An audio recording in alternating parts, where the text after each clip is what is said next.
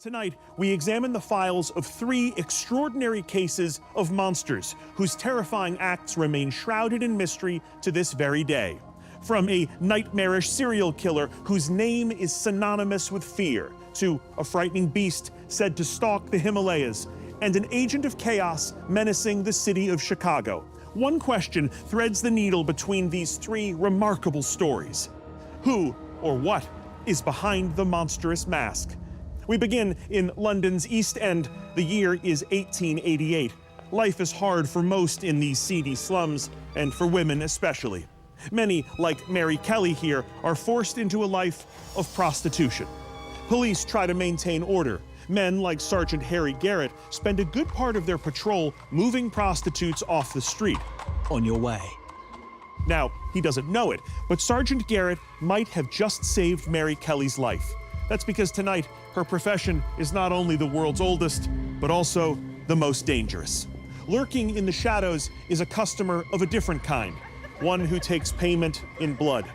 Although Mary is safe for now, sadly, another lady of the night will not be so lucky. Polly Nichols is, in this moment, making the acquaintance of a madman.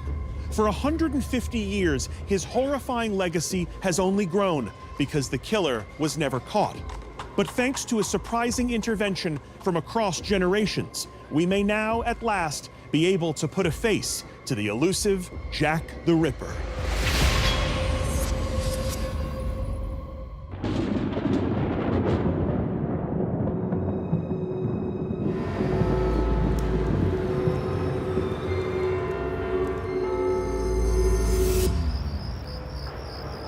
Polly Nichols is a 43-year-old mother of 5 who, like many women in Whitechapel, relies on her body and her wits to make ends meet. But no amount of street smarts can help Polly, because tonight, on August 31st, 1888, she becomes Jack the Ripper's very first victim.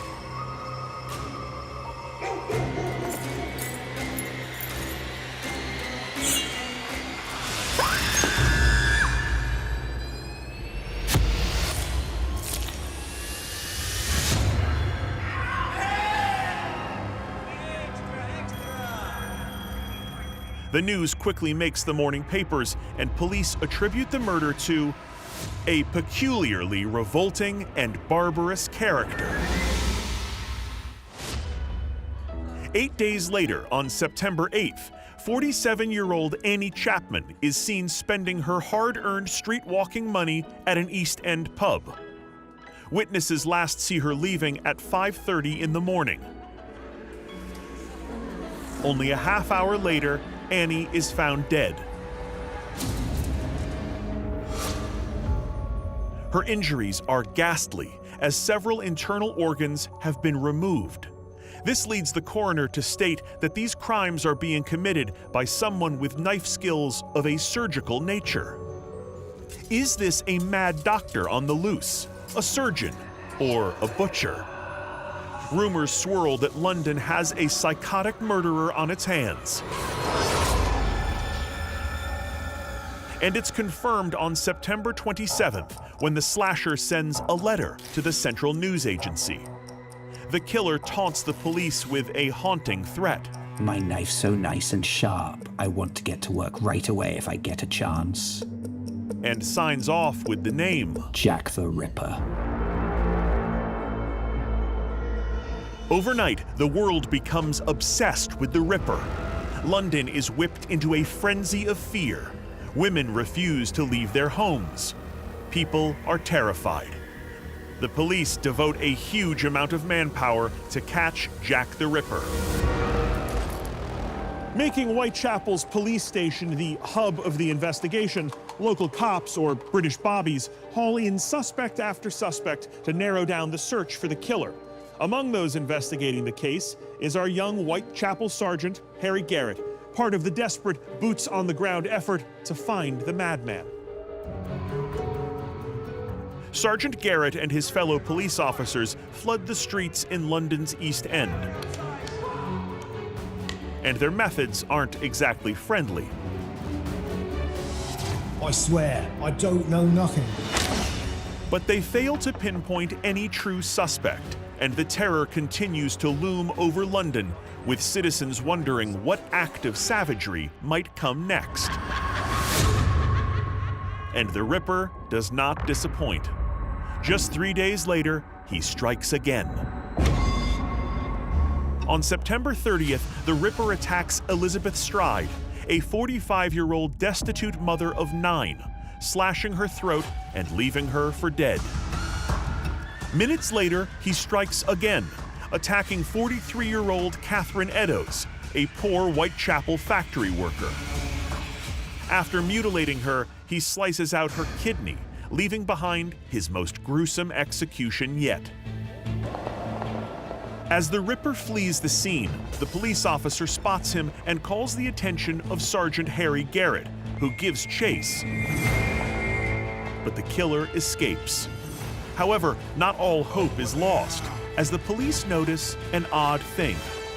The killer has a stiff arm and stiff knees, which don't bend as he walks or runs. They might have lost him, but they now have a description of Jack the Ripper.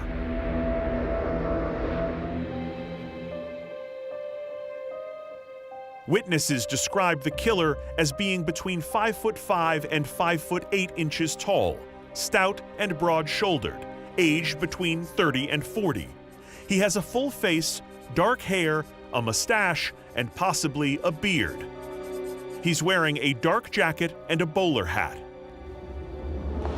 The police feel like they're closing in on the Ripper. The details about his stiff arm and legs has policemen like Garrett on the lookout for this unusual disability. Meanwhile, the Ripper sends his most unusual correspondence yet. On October 16, 1888, George Lusk of the Whitechapel Vigilance Committee receives a crudely wrapped box. A letter from the killer, known as the From Hell letter, explains the macabre contents. From hell, dear sir, I send you half a kidney I took from one woman. With the teasing salutation, Catch me if you can, Mr. Lusk. the Ripper has been rampaging for 2 months, what the papers have coined the Autumn of Terror. But despite the city being in the grip of fear, it's business as usual for the street-walking women of Whitechapel. Except tonight, the killer does something different. He makes a house call.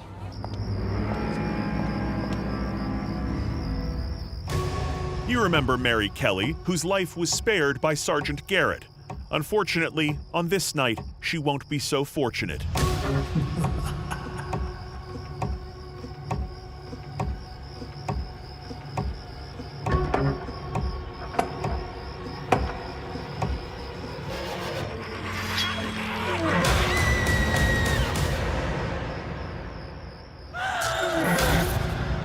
When her body is discovered, authorities find another horrific act of mutilation. But this time, there is one touch of Ripper brutality that canonizes the killer as the most diabolical of all time. He has taken a trophy, Mary's very own heart. The public outcry over the horrifying nature of Mary's murder is deafening.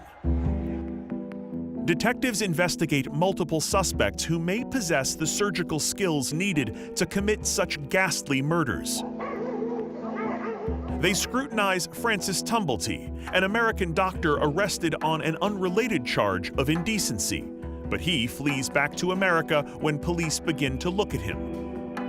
Also on the police's radar is Aaron Kosminski, a barber who is apparently well known among Whitechapel residents to be insane. Then there's Montague John Druitt, the son of a surgeon who is found dead soon after Mary Kelly's murder. Some theorize that his suicide could be madness brought on by being the Ripper. The police believe that any of these men could have the skills to pull off the Ripper's gruesome mutilations, but there's not enough evidence to pin the crimes on any of them. Still, the police wait for a chance to catch Jack the Ripper in action. Surely he would strike again. But he never does. The Ripper's murder spree ends with the ghastly slaughter of Mary Kelly, leaving the police clueless. Who was this demented butcher? And where did he go? Years, then decades pass, and almost a century and a half later, there is still no definitive answer. But now, a shocking revelation may finally unveil the true identity of Jack the Ripper. And remarkably, it comes from the direct descendant of one of the investigators in the case from 150 years ago.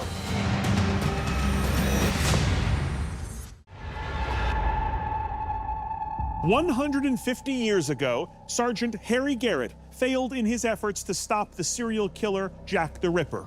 Now, someone has reopened the case, and it's a family affair."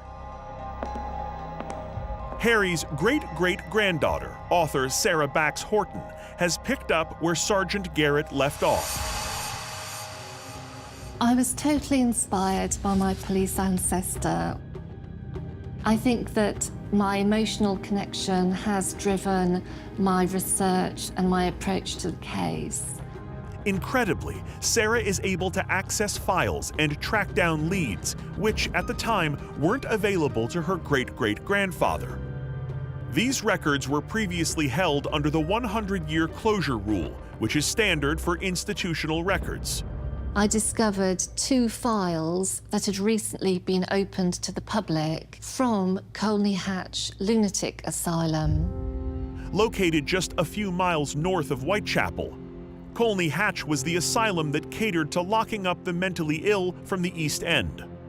I discovered a man, a 35-year-old East Ender, who was 5'7" tall, stout, broad-shouldered, a stiff left arm, having broken his left elbow. He also had a peculiar gait or way of walking with bent knees and asymmetric foot dragging.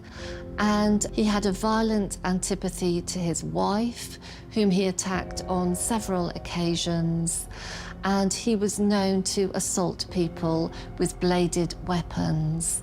That man was Chaim Hyams.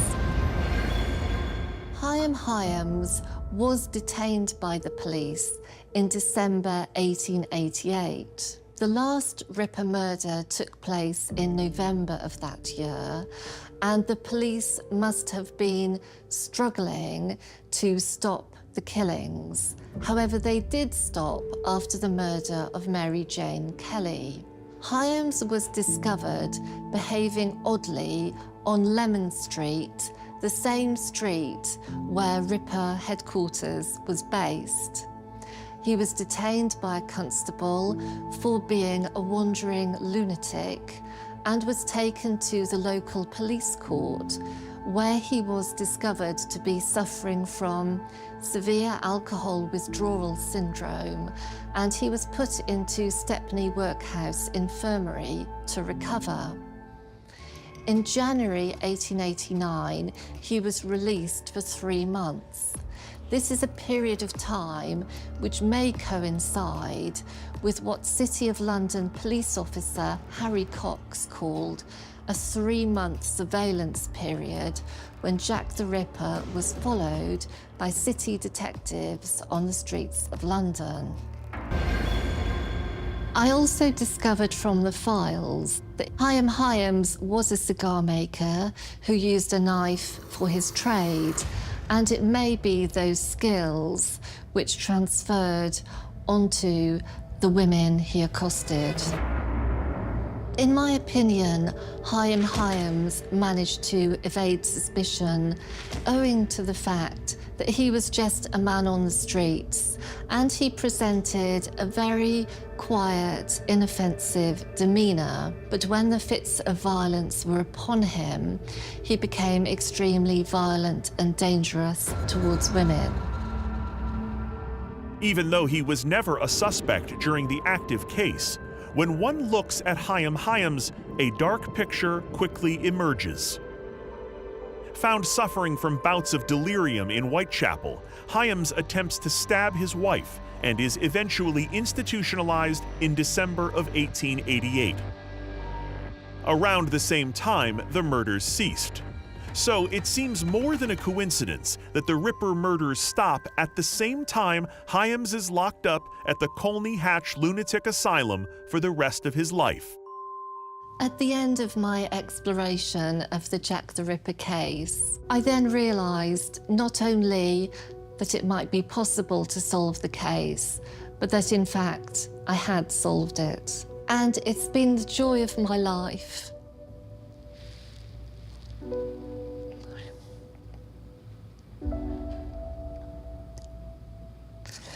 It's been the joy of my life to reinvestigate the case in honour of my police ancestor and in tribute to the men and women who collaborated in an attempt to bring Jack the Ripper to justice.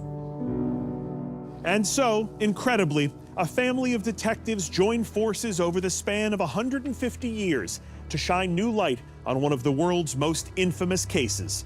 We'll never know the psychology that might have driven Hyams to commit these heinous crimes, but we do know that the Ripper was an arrogant killer, taunting the police, boasting that he would never be caught.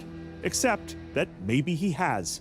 If Sarah Bax Horton is right, Jack the Ripper has finally been pulled from the shadows, and Sarah's great-great-grandfather, Harry, can rest easy, knowing the streets of East London are safe at last.